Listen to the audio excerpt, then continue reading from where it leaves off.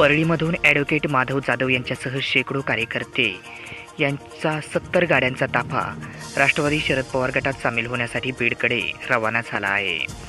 यावेळी मोठ्या संख्येने कार्यकर्ते पदाधिकारी यांची उपस्थिती होती। परळी या ठिकाणाहून राष्ट्रवादी काँग्रेस पक्ष शरद पवार गटामध्ये ॲडव्होकेट माधव जाधव यांचा जाहीर प्रवेश होणार आहे।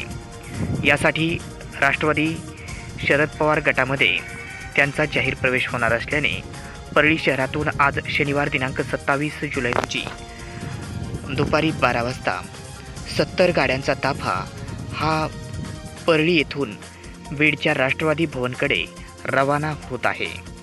यावेळी मोठ्या संख्येने कार्यकर्ते पदाधिकारी यांची उपस्थिती होती।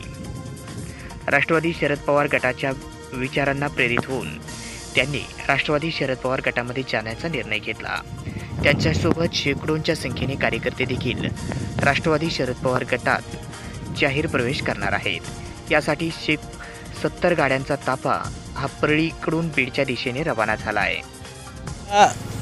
भारतामध्ये आणि राज्यामध्ये परिवर्तनाची लाट चालू आहे। लोकसभेला महाराष्ट्रानं देशाला दाखवून दिलेलं आहे की हा महाराष्ट्र शिवशाहू फुले आंबेडकरांच्या विचारानं चालणारा महाराष्ट्र आहे आणि देशाचे नेते आमचे नेते आदरणीय शरदचंद्रजी पवार साहेब यांचे विचार हे शिवशाहू फुले आंबेडकरांच्या विचारानं चालणारा हा पक्ष आहे।